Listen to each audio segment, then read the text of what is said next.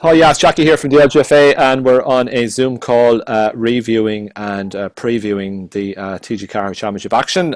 We had Dublin against Armagh last weekend in the Senior Championship semi-final. We also had two intermediate semi-finals. Coming up this weekend, we have a junior final, and we have our second senior semi-final on Sunday between Cork and Galway at Parnell Park. And speaking of Cork, I'll introduce my special guests. I have Bríd Stack, former Cork legend, still a legend, former Cork player more so to the point. I have Nadine Doherty top right hand side of my screen from Donegal.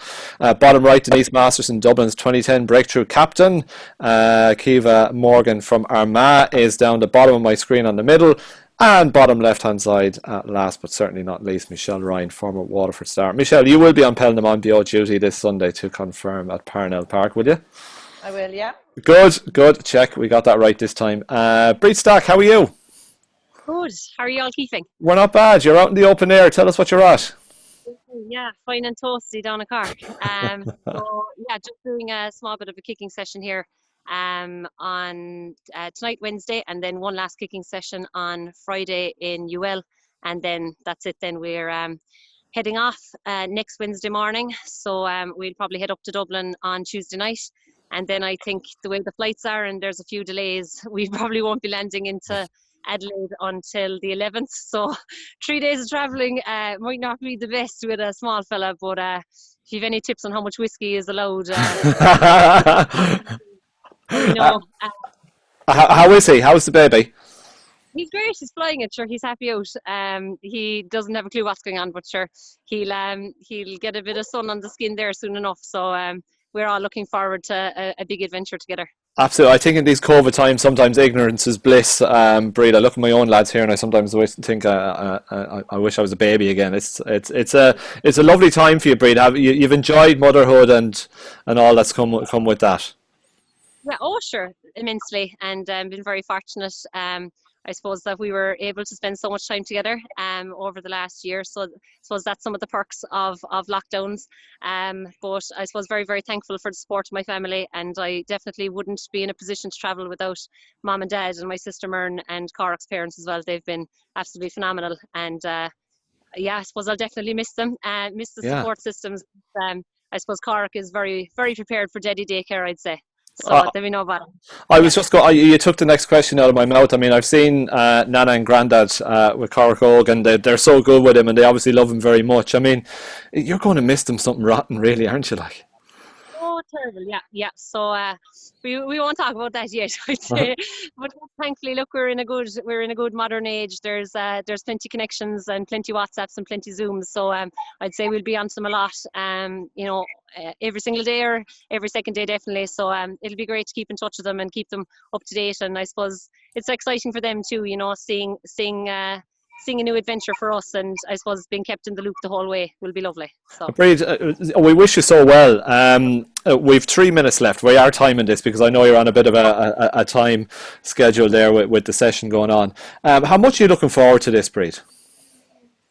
Yeah, I am. I suppose, look, I'm a bit apprehensive, obviously, about it too. But I suppose, yeah, the overriding feeling is definitely excitement. But look, obviously, there's a tinge of apprehension about it as well. But look, I've trained as hard as I can, and hopefully things will go well. I suppose it's unfortunate that I'm missing 2/3 of pre-season, but sure, look, that can't be helped at this stage, and it's just a case of, I suppose, dive into it as best I can when I get to meet the team as a collective. I think I won't be meeting them until the 2nd of January, which is probably only a couple of weeks out from the start of championship. But look, I suppose I've had great help here with Mike Curran. He is over AFL Women's Ireland, so he's been training me as best he can. And look, we'll give it a go, and we won't worry too much about it. We'll give it our best, and sure, look, that's all we can do, really. Absolutely. Have you got the digs and the lodgings and all sorted over there? No, I haven't yet, but I have Sarah Tierney that used to play with Mayo. She's Yes. on the ground over for me. Yeah, so she's living over in kind of the Randwick area. So she's actually sorting accommodation for me. She's going viewing 2 or 3 of them for me now this week. So she's been amazing, and a great help as well to have someone on the ground over. So because I suppose we have to quarantine in Adelaide for 2 weeks. we won't be flying into Sydney until the 26th. So it'll be great that we'll have accommodation sorted by the time we get to Sydney. So it all seems to be kind of ducks lining up in a row anyway at the moment. So I'm waiting for an absolute, I don't know, something to come crashing down on top of me anyway. But that could happen on the plane. Maybe that's what's going to happen. Maybe the smart fella is going to lose his mind for 14 hours straight on a plane. You never know. So, that could bring me right back down to reality anyway. Look, it's going to be an absolutely wonderful experience for you all. Bríd, look, I've got about a minute left with you here. Cork and Galway on Sunday. You'll be watching this one, I'm sure. Oh, I will, definitely. And I suppose, look, it's been fantastic. The games have been, like, what they've done for people, like having games to look forward to every single weekend, you know, be it ladies football, camogie, GA, it's been absolutely amazing. And I've loved watching all the games so far. Definitely really, really excited about the game this weekend. You know, I suppose, look, there's never been anything too much between Galway and Cork. You know, they last met in last year, I suppose, competitively in last year's league final, and they were only separated by 2 points. A mad game, I suppose, you know, when you think back on it, and there was plenty of turning points. So I can imagine that it's going to be, you know, nip and tuck. I suppose the two teams play very similar brand of football as well. Both are very attacking. They're well set up, and I can imagine we're in for an absolute cracker again. And it's back in Parnell Park, where they met as well in the league final last year. So hopefully for Cork, history repeats itself and they get over the line with a couple of points to spare. Bríd, we wish you so well. Wish you a safe trip, and regards ever to Cork and Corrigal. And we can't obviously give you a proper hug, but we can give you, you know the way you have these things now, a virtual hug, right? But I have this, so here's my virtual Santa hug, right? So Bríd, we wish you so well.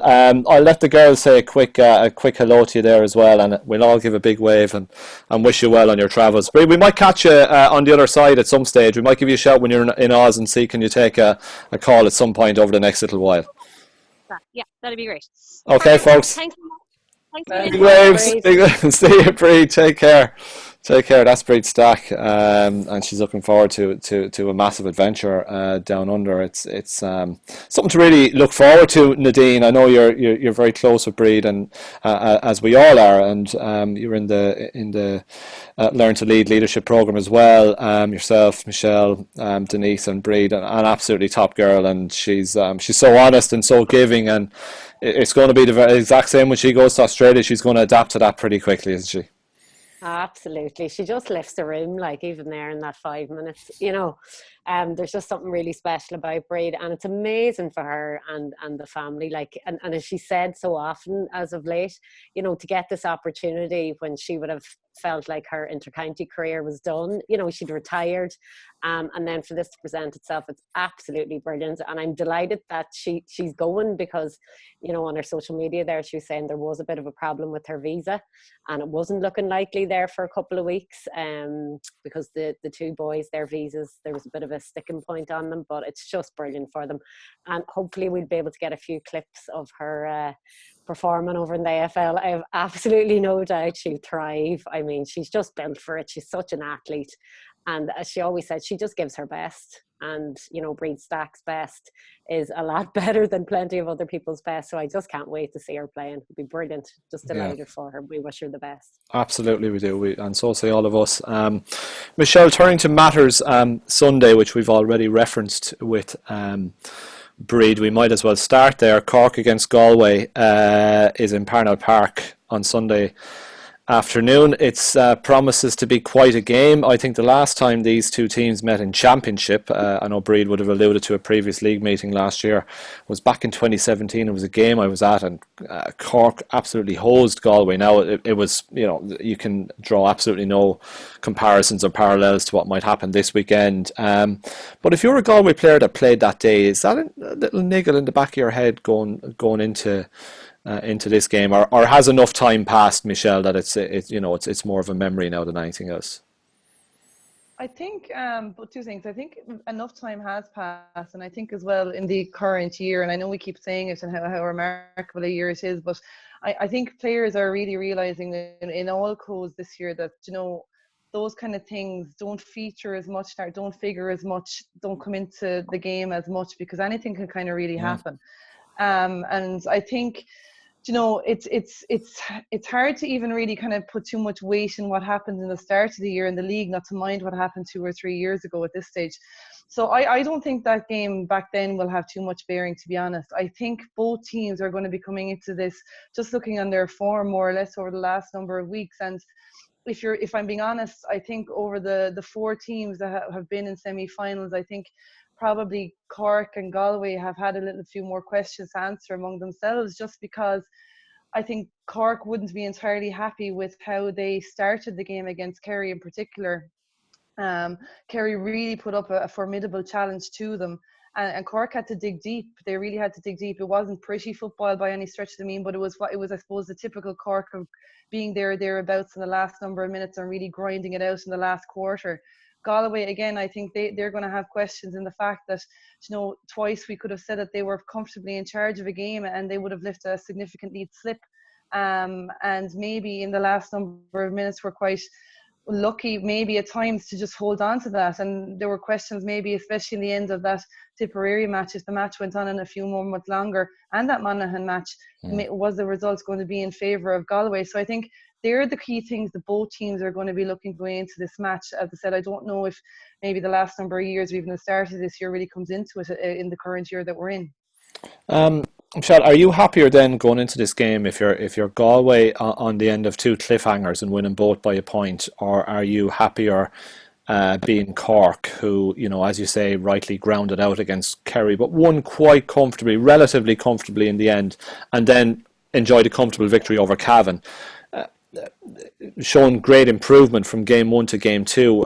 Are you happier then that your Galway, that you know you were taken down the stretch by 2 teams, or your Cork, who have improved incrementally from game 1 to game 2 and will hope for a similar improvement this time? Personally, I think you'd be happier if you were Cork. I mean, you got a challenge thrown at you fairly early on. Fair enough, maybe it took a while to grind it out, but you did grind it out in the end. And I know, like, I suppose there were some players that really mightn't have been particularly happy with their first half performance against that Kerry game. Ify made some substitutions that game, and those girls ended up proving their worth and merited a start then in the Cavan match. And I suppose from that point of view, they're probably in a slightly better place. I think from Galway, I think it would be a little bit more of a worry, to be honest. I think the significant lead that was dropped in both games would be a bit of a worry. And I think, you know, it was evident that, I suppose, their key players that kind of grounded out for them in Galway would have been the likes of Louise Ward. I mean, I think she's probably more powerful driving on from midfield this year than ever I've seen her before. She's been inspirational in times when they've really needed scores to dig it out and drive through that middle, be there on the end of the pass. And she's actually a goal getter from midfield, to be honest. So I think in Galway, there's just a few more things, kind of buttons that needs to be pushed and click into place for them. I'm not saying it won't happen, but I just think maybe Cork are probably that little bit happier going into this current match. Okay, it's going to be an interesting one. So it's live on TG4 on Sunday. And you can also watch it online on the TG4 player. You can watch that game from anywhere in the world next Sunday. It's Cork against Galway, 1:30 p.m. Parnell Park in Dublin, for the right to play Dublin, Denise, on December the 20th at Croke Park. We've spoken before, and you're a massive fan of Lindsay Davey, and off she trots last Saturday evening with the Player of the Match award. Tell us, you know, we've waxed lyrical about this lady so many times, but tell us again why she was so important to the Dublin cause last Saturday, and particularly after Sinead Ahern went off with an unfortunate hamstring injury. Sinead, I'm sure, faces a race against time now for the final. So much to this game, Denise. I mean, Carla Rowe stepped up and showed incredible leadership qualities as well. So sum all of that up for me. Oh, I thought it was a fantastic game of football. I don't think I've enjoyed a game of football as much in a long time. I thought the physicality of the game was unbelievable. I really thought Armagh I just thought it was probably the most enjoyable game of football I've seen in a couple of years, I think. And I actually thought Lindsay Davey had a quiet first half. Funnily enough, the week she gets her Man of the Match award, I thought in the second half, I thought she came out and she just pulls the strings. It's always the simple pass with Lindsay, and her footwork is amazing, how she can take on a player. I thought Sinead Goldrick got back to what I love to watch her do, and that is win dirty 50-50 ball. I mean, I just love when there's 50-50 ball and there's a player going at it with Goldie, and you're just thinking to yourself, not a notion. I mean, grasp for the ball. I just think her tenacity in winning that ball, I thought she was brilliant. And in fairness to Carla Rowe, I thought she was sublime stepping up over the frees when Naird went. Yeah, I just thought she was brilliant. You know, I thought Laura McGee actually really, I mean, she mightn't have looked like she was on the ball a lot, but I really thought like they worked it out around the middle, and I thought Laura McGee put so much pressure on the ball, you know, like a lot of dirty work. And I actually thought it was the first game where I really noticed her stepping up there in the middle and just putting the hand on the player or slowing it down. Because I mean, in fairness to Armagh, I thought they put in an excellent performance, and I thought there were some mistakes, but I just thought from both teams, I mean, but I just thought like the pace of the game and the physicality. I know, Michelle, you spoke about Dublin and Donegal, but for me that game, and I know it's different, you've had the luxury of getting to watch some of them live, we're watching them on the telly, so you sometimes miss stuff, but for me it was nearly coming off the screen. Like I was literally hanging off. I felt like I turned into Quiva actually with the excitement level. Hanging off the side of the couch. I just thought it was just such a great display of ladies football. I mean, I just thought it was, I mean, I thought Amy Mackin was brilliant. I thought Caroline O'Hanlon did really well. And I think it was Nadine, you said it at the start, that it was always going to be nearly the season, you know, the really seasoned players who were going to get teams over the line. And I think for Dublin, that definitely happened. I mean, McGrath maybe had a quieter first half as well. I thought she came into it and just started. Everything looked so settled there in the back line and just working it out, you know. And for me, the battle with Niamh Collins and Mallon in that full forward line, I was enthralled. I don't know, some people felt, you know, that maybe Mallon's third few more frees. I thought it was brilliant. Like, I just thought the physicality, I'd say they were battered and bruised the next day. And I just thought, what, you know, even Adam Lyons, I didn't even look at stuff really. I just enjoyed the spectacle. That's really, I just thought it was an excellent game. And, you know, huge hard luck to Armagh, but I think if they keep that team together, and I probably didn't talk about Lindsay half as much as I normally do, and the question was but she was outstanding. She does what she always does. Like I can't speak highly enough of Lindsay. I think you all know that. Like every week it's Lindsay I'm talking about, and I thought in the second half again, and like when I said she'd acquired her first half, I'd still say Lindsay's possessions were through the roof for both teams on the pitch. I mean, she's just phenomenal, and I think she actually gets better and better for Dublin every year. And I think, you know, if she brings that into the All-Ireland final now, you know, whoever is going to face Dublin would really want to be looking at how to kind of try and curtail what she does and what she brings to the team. She's a real playmaker. You know, I know she got on the scoreboard as well, but for me it's how she brings other people in and winning the ball around the middle. I just thought it was a super performance. Yeah, I think she's a real clutch player. I think clutch moments, there was I'm going back to last year's final, and just after half time she makes a break and sets up the second goal, you know, and it's a massive score and it's a massive moment, and that's what she does time and time again. Caoimhe, the journey has ended for this year, but I'm sure you're full of pride and admiration for this Armagh team and what they've achieved.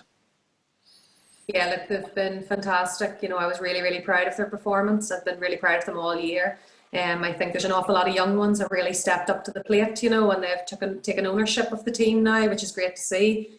I definitely thought that, you know, the likes of players that have worked so hard, like Aoife McCoy and, you know, Catherine Marley, Clodagh McCambridge, unfortunate that she, you know, was sin binned, and yeah, it was a sin bin, and, you know, they scored 1-4 when she was off, so that was difficult. It just shows you the mark of the player that she is, you know, that they really, really depend on her, and she's made full back her own, you know, she's been great in there. I just thought, you know, as Denise said there, the physicality of the game was unbelievable, and I love that kind of game. So I was just watching it thinking, this is great. You know, they're going for every ball here, like their lives depend on it. I just thought, you know, from Dublin's point of view, they started so well, and Armagh did really well to get back into the game again, you know, and really putting it to Dublin. But you see players of the quality of Carla Rowe and Lindsay Davey, like they just stepped up so much, even more than they usually do. You know, for Sinead Ahern to go off, that's like Armagh losing Amy Mackin at times, you know, and they just rose to the challenge and they really pulled together, you know. And as you said about Lauren McGee there, like Lauren McGee has had her own issues, and I mean, her performance was just fantastic, you know, to show the mental resilience that she has shown has been fantastic, and they just played so well together. In terms of Armagh, you know, we are definitely going places. It was a fantastic performance, you know, and I was so proud. But when you actually step away and you start to analyse it, then you kind of get a wee bit mad because, you know, you realise that, you know, they made a lot of mistakes themselves, you know, and if they could kind of brush up on those things, you know, there's a few frees that were scoreable. They started to kick balls into Amy that just were, you know, they weren't the right option. And, you know, I know she's magic and she can make things happen, but I think if they kind of worked on the patience of it and believed in themselves, you know, at times where they kind of lost a wee bit of hope. But in terms of, you know, where they're going, I definitely think they're going in the right direction. They just need to stay together. And there's a few more players out about the county of Armagh that, you know, should be on that panel. And I'm sure they were sitting watching the match thinking, you know what, this is a really good team and I want to be involved in this. And I hope that they then decide that they could give something to the orange jersey as well. But in terms of, you know, a game, what a game. It was a class spectacle. I wasn't hanging off the couch. I was near out the window. I didn't know what. It was terrible. About 3:30, I just was like, this is awful. The nerves, like, but, you know, for ladies football, I mean, it was fantastic and I'm so proud of them, yeah. We're lucky we didn't have you on the fan wall then. You would have come through people's screens into their living rooms, I'd say, at some point. Keep it brilliantly summed up. We've touched on this twice, Nadine, in the course of the conversation already now. We kind of discussed last week how Dublin might cope with life after Sinead Ahern and the more experienced heads. Well, we got a little glimpse of what it might be like when she went off last week, and it resulted in the likes of Lauren McGee, Carla Rowe, stepping up and assuming those leadership responsibilities. And that I'm sure Mick Bowen will be thinking to himself that you know, that's good to see that if that transition, if and when that transition comes, that there are players that will step up and assume the mantle that the likes of the more experienced players have assumed in recent times. Yeah, you know, Sinead obviously has huge standards and really high standards, and I don't think she's having the best year by those standards. And you know, her loss obviously at the weekend, a team like Dublin, they just adapt, and they did adapt. You know, we actually didn't mention I thought Noelle Healy in that first half, absolutely superb. And I said to somebody, I was like, if Armagh gets to grips with Noelle, because everybody else was so quiet in that forward line, I thought if they got to grips with Noelle, they'd be in with more of a shout. But you know, Noelle still plodded away in that second half. But look, Mick Bowen has known that these players are coming, a few of those, you know, important players are coming to near the end of their career. So we've seen it in championship matches, we've seen it in the league. The likes of Siobhan Killeen, was great to see her coming back. She had a horrific injury last year. Eve O'Connor, you know, there's a lot of girls who are ready to step up, and there are a lot of girls who still have a couple of years in them. So, you know, although players like Sinead, absolutely big loss, there's no big panic buttons with Dublin yet. And again, going back to the Lindsay Davy, Goldie, those girls, they're still performing. And look, if they're around next year, Dublin are going to be, they're going to be hard to beat. I heard a great one about Goldie when Sinead said there, or Denise said about her fighting for a ball. Somebody said to me during the week, Goldie would fight the grass for a ball, and I think it just sums her up to perfection. But yeah, look, Mick has been planning for these girls leaving for a long time. We're getting injured, and it just doesn't seem to affect them, and it didn't affect them. But as the girl said as well, just what a game of football, you know, absolutely fantastic. I think as well, just to touch on Dublin's fitness in those last 15 minutes. The sin bin obviously really hurt Armagh, as Kiva alluded to, but I just thought Dublin's fitness was a step above really in that last quarter, and that's what got them over the line as well. Okay, interesting. Yeah, good observations. Michelle, you've worked under various managements throughout your long career, and how important is it that a manager is not just about the here and now and will do something this season, that he or she is actually looking ahead to that transitional phase and bringing new players in and phasing some players out? Like, how are there some managers that are good at that? Are there some that are not good at that don't see the long-term picture? Or are some players happy to say, I don't care about the long term, I just want to win now while I'm here? What are your overall thoughts on that? I think when you have a team that is consistent and they're successful, you often will see that the manager there has these things put in place where it is not the short term. The short term will only do you so good for so long. Like I'm not saying the short term plans don't get you success, they do, but I mean, like, you want success to be sustainable, you want it to be continuing. So you will have managers who Well, sometimes you have managers who come in and they'll shake things up a bit, and they'll shake up the status quo, and the guaranteed forwards who are normally starting, or the guaranteed free takers, or their responsibilities are moved and they're jigged around so that other people can take up those mantles when that what probably perceived key player is missing. And that's what's happening in the really successful teams. There are people there to step up and take over those mantles. It's not just reliant on the one or two.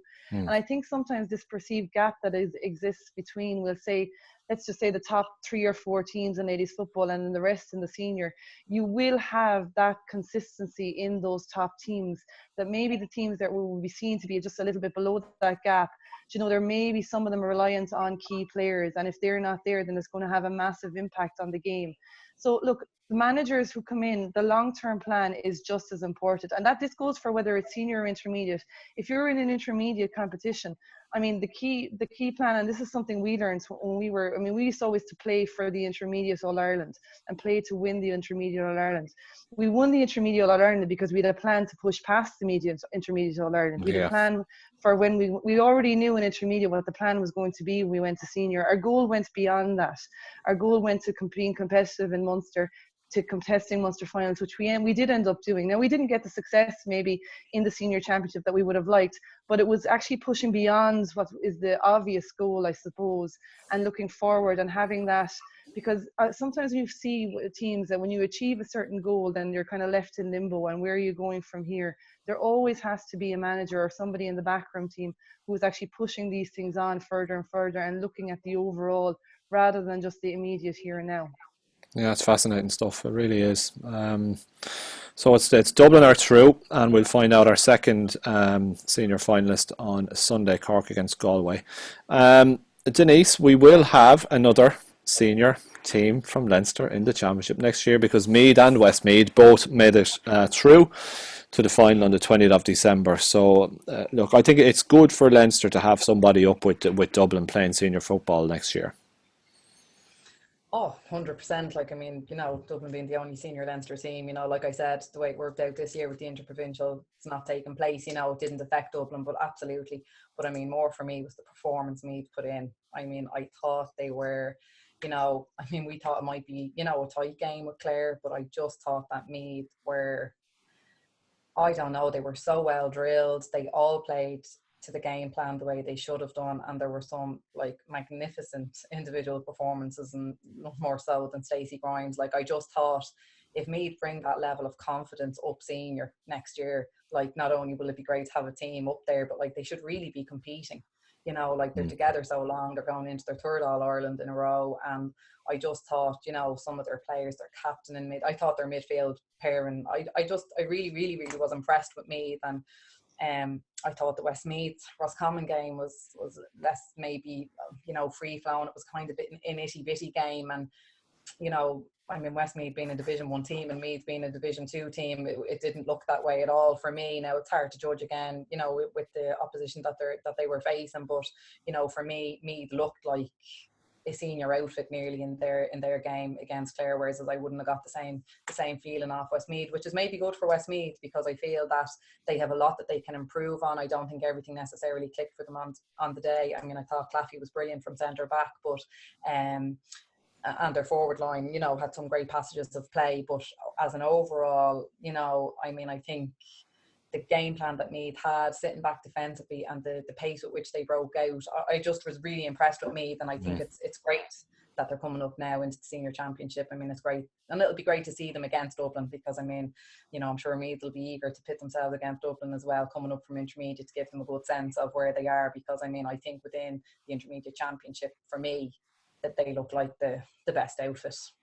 Yeah, and all will be revealed on the 20th. You make some really good points, Denise, because ahead of that final against Meath and Westmeath, if before last weekend, I would have thought that Westmeath might have that little bit of an edge. They'd scored 9-9 in one of their group games, and now you look at how Roscommon put them to the pin of their collar, and you look at how Meath dealt with a Clare team that had run Tipperary so close last year. It's food for thought. It's going to be a really tight game. Meath against Westmeath, December 20 for the Mary Quinn Memorial Cup and senior football next year. And on Saturday, folks, we have Wicklow against Fermanagh in the junior final at Parnell Park. It's a 4 p.m. throw and it's live on TG4. Michelle, are you at that one on Saturday as well? Or no? Okay. So we're looking forward to bringing to TG4's coverage of that game as well. So the winners will go up intermediate next year. Fermanagh lost out in the final last year at junior level, and Wicklow came down from the intermediate ranks, so we'll be looking to get straight back up. Maeve Deany, Kiva and Emer Smith are the two in-form forwards for these respective teams. I've seen Emer Smith playing on numerous occasions over the last few years, and this girl is she's so elusive. She's just a brilliant footballer. I think she'd grace most inter-county teams in the country. Yeah, she reminds me a wee bit of Amy Mackin, you know, the way she took the ball around and put the ball in the back of the net. She's just so comfortable on the ball.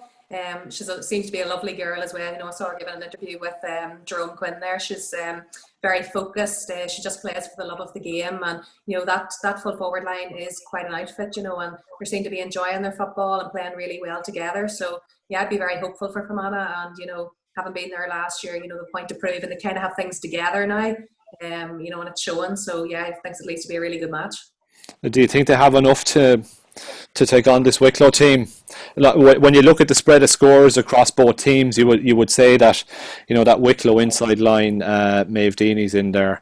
I think Clodagh Fox has been playing really well. Laura Hogan, the captain, is contributing. There's a good spread of scorers within that Wicklow setup, whereas maybe Fermanagh have that expectation or onus on Emer to shoot the lights out.